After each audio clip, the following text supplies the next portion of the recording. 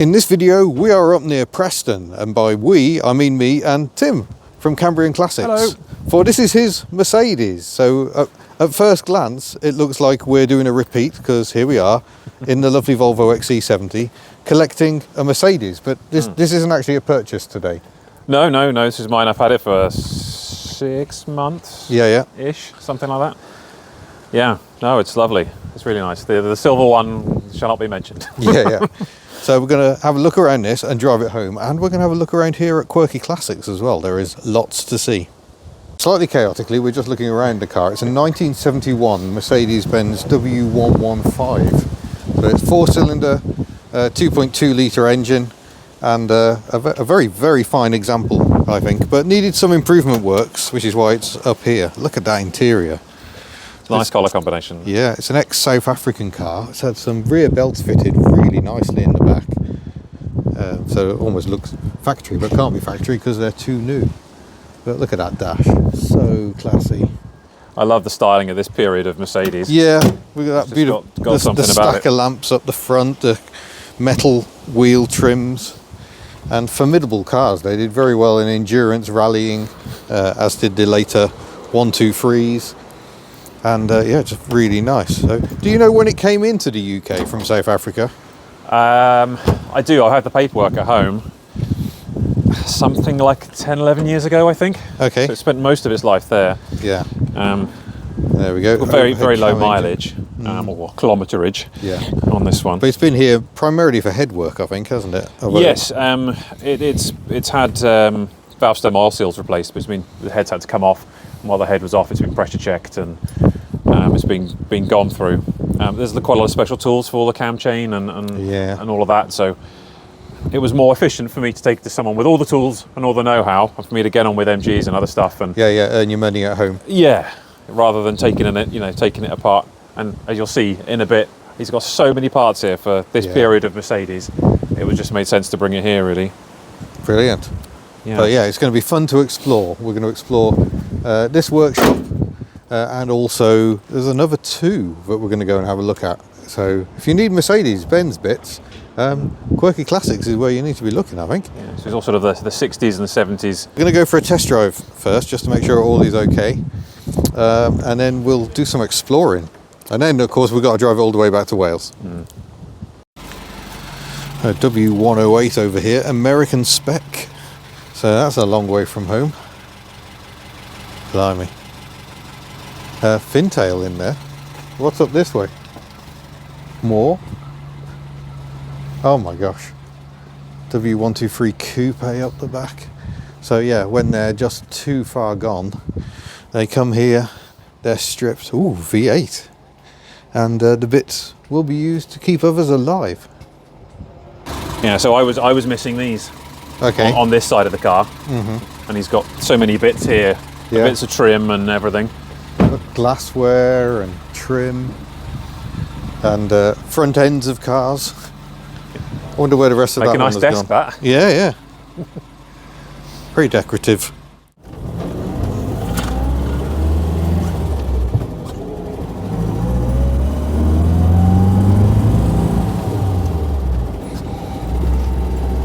Certainly sounds nice. Yeah. Going down the road, he's done the subframe bushes as well, because they were pretty bad. This road looks like a good test for them. It's pretty lumpy, yeah.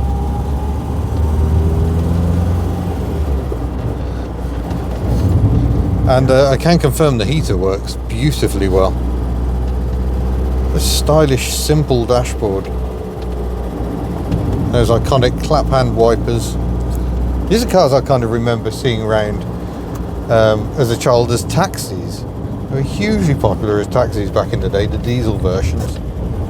Very, very slow, but very good at being economical and reliable.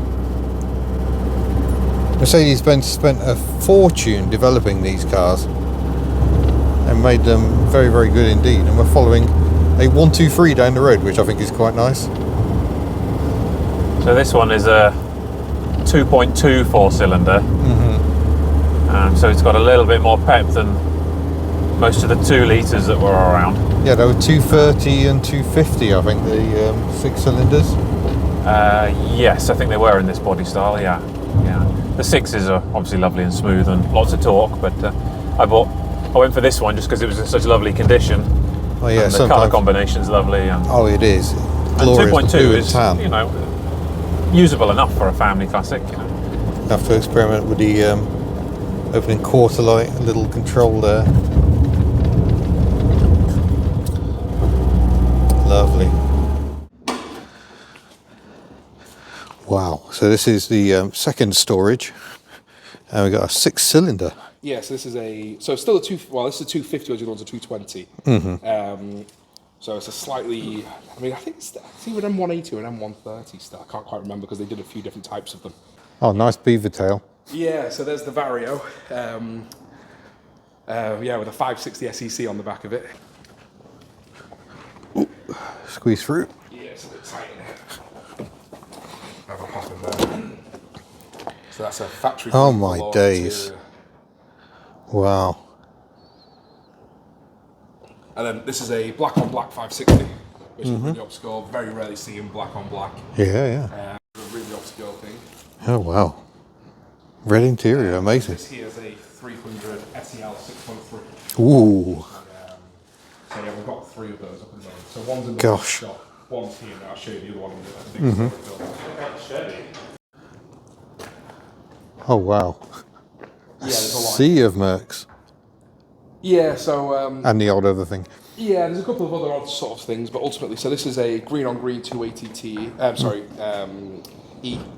So this also has the green interior, which we're a bit partial to. But this has had all the welding done to it. We've got new old stock wings to go on it. We're just sort of waiting to organise getting it painted. The one next to it is the next one in the workshop. That's a 450 SLC. Ooh, So oh it's, yes. got the hard top. Hard top, yeah. They're nice those. Yeah. They're a hidden gem because it's like Very underrated. No one wants them. and they are much nicer to drive. Yeah. And with the right sort of tweaks, like nice wheels and certain things you can do to them, they really do look like German muscle cars. And that one's got a really nice exhaust on it as well, so it's a V8 and it's a bit funky. Next to that, it's a bit sad to say, but it kind of is. This is a 500 SEC, which is far too nice to be used as a parts car, but it is a parts car. So this one here is what we use to keep the 560s on the road. So we have 3 560s that we sort of deal with. One's outside the workshop, which is going to its final owner on Sunday. But there's enough differences between the saloons and the saloons and the coupes that you can't really intermix the parts. Yeah. So, but this one just turned up on the same day. Then you get into 1, 2, 3 parts car territory. So, 280, which was saying, sorry, this one's a 230, but it was on a card. However, the cool thing about this is it's got a really nice red interior in it. Oh blimey. So, I mean, obviously they're dusty and dirty, but they all look really nice. I was worried for a minute. I used to have a 300D that looked just like that. Blue one here is a 300 SEL 6.3. I'll show you inside the engine bay of that. So that's the M100. Yeah. So that's just effectively the componentry to keep those things on the road are so hard to get now that like to have a car that rolls and has all the air valves on it, everything kind of can be rebuilt other than the body. So they're just best stored like that rather than on a pallet because you don't lose anything. Yeah. So just park it in there. And this is a 100 from new 1965 250 SE, which it's got a terrible paint job on it, but it's glorious. The interior and stuff is just unbelievable. So it's a W111, so it's a fin tail like the one behind you. However, it's a coach-built estate that got converted, sadly, at some point in its life into a hearse. However, we're converting it into a van. Oh, so excellent. This will be the shop van. Yeah. So we've sort of like mocked up like a divider. We've got a bench seat conversion for it. Got to get it down to column change. All the windows are going to get welded up. Then it's going to go. Yeah, but again, it's just one of those. It's a big project. I'm in no rush. Was it Universal who made the estates? Yeah, so there's a couple of companies. So Bins made some of them. Okay. IFA did as well. I think the company was. But it does have some just horrible features on it. So all the back end's been changed. But the sad thing is that it is actually a Universal VIN number. So it was once an estate. Yeah. But I found it.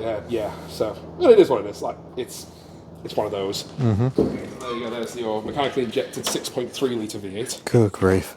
So again, this one runs, and it's just the idea is sort of like a friend of mine, business partner, has one that he wants to leave in Marbella. So what we decided we'd do is have one here that if anything on the Marbellan one needs work, rather than have to go over there, take the part off, bring it back to refurbish it, we can take it off this one, and then we'll go to Marbella to fit it or do what we need to do. So that's this one here. Wow, that's a busy engine bay. Yeah, it is. Yeah, so if you got like your air pump for the suspension, your power steering pump gets moved back. They sometimes, I don't think this one's got it though. Obviously, you've also usually down here have your aircon as well, but this one hasn't got aircon. But this is the engine out of your 600s. So there's a few little differences, and there's sort of like a bit of nuance towards whether or not they're exactly the same or they're slightly different. But I suppose really they are the same, but they have a few little differences, mainly on the ancillary side of it. Right, we're all done here. There's a few little issues. We found a little finger has come apart on the drive shaft coupling, was making an odd noise when we went on the test drive. But you may have heard it actually. Tim did a gear change. It was a sound remarkably like a frog. But we're happy that's okay. So I think we're going to go and drive back home. We're about 4 hours back to Wales. Tim's going to do the first stint in his car because I think he quite likes his car. And I'm going to be cruising back for the first bit in the Volvo XC70. So it's been a very interesting visit up here. Certainly if you want 70s, 80s, maybe even 60s Mercedes bits, this would seem a good place to go. So Quirky Classics, find them on the internet variously. But yeah, homeward bound.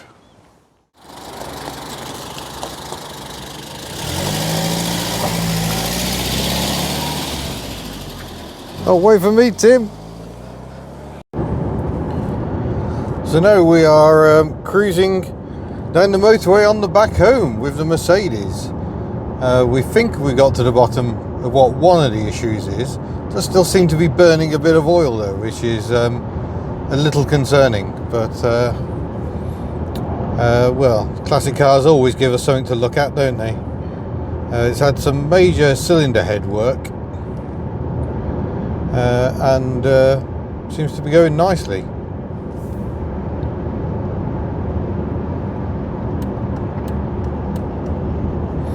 Although one slight issue is someone has fitted LED bulbs to it at some point, I think. Oh, lovely bit of driving there, absolutely delightful. And yeah, the one on the right hand side does not look long for this world. Let's see if I can zoom you in. There we are. Doesn't it look lovely going down the road? So at the moment I'm getting to drive the nice quiet Volvo, the XC70 that we used to collect a Mercedes coupe with Tim. Oh, that must have been a while ago now. It's now on 221,000 miles and it runs like a dream. It's absolutely joyous to drive this thing. It's comfortable, it's warm, it's peaceful. It just covers mileage with staggering ability and has me pondering whether I need some Volvo in my life. It's been a really good car for them actually. It's everyday family wagon. But yeah, we're a bit stuck behind trucks at the moment. It's really busy here on the M6. Oh, Tim's going for it. Oh, flurry of smoke out the back of it. Starting to run out of things it could possibly be is the problem. We're getting into the realms of, is it coming past the pistons? I don't know, but maybe we should call it Chemi 2, the Mercedes. Maybe that's a bit harsh, but it's a lovely car, lovely condition, and very nice to drive, as you'll hopefully find out soon. We've been out for a spin in it with Tim, but I'm hoping to get out in it myself on the way back. We'll swap cars, but we've also got the important business of getting back home. But another reason Tim farmed out this job and didn't do it himself is the sheer abundance of special tools you need. Mercedes-Benz were a bit of a sod for that. You needed to buy the right tools for the job, and I don't think Tim anticipates rebuilding many Mercedes engines, so it isn't really worth investing in all those special tools. They're a fairly rare car now in the UK, the 114s and 115s, collectively known as the Stroke 8s. But like I say, a very, very thoroughly engineered car. Beautiful! So we're now in North Wales and we're just having a bit of a top up on the oil. Just a bit, it wasn't alarming, but it had dropped a bit. But isn't this just a beautiful car? Such classy lines. Absolutely gorgeous. Just watch your head on the grille. Looking good? Yeah, just a small top up. There we go. Right then, so start the engine. We are ready whenever Timothy is ready. He's just settling back into the Volvo. You can tell the brake lights are illuminating me. But yeah, looking forward to this. I think Tim will be revisiting Tappets by the sound of it. It sounded a little bit Simca-esque. It's a tricky one because with modern fuels, you don't want too tight a tappet clearance. On 2CVs, we deliberately run them a little more open.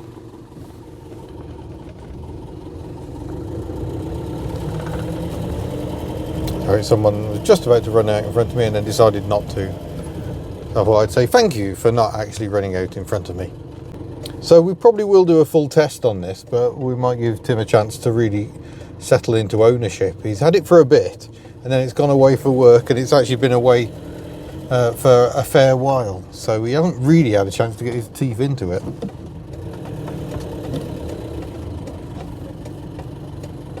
Thank you.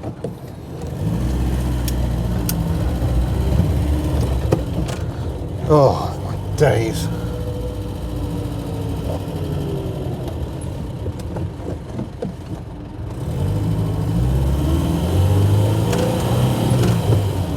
Indicate, you stupid car. I don't like the indicator stalk.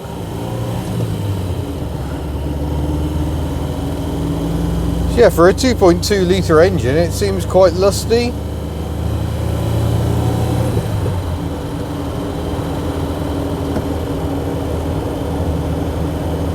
And it tracks nice and straight and true. The steering is manual and the gearing is quite horrendous really. It's many turns lock to lock, so manoeuvring is quite light, but you really have to twirl the so just concentrate on my merge, the steering wheel. But yeah, nice classy driving position. Only 4 speeds of course, so at motorway speed she's getting a little frenetic, but oh, now I know why Tim was messing with the rear windows. There's a slight vibration from it. That is not a Timothy thing at all. So much for him to sort out on this as he fettles it into good health, but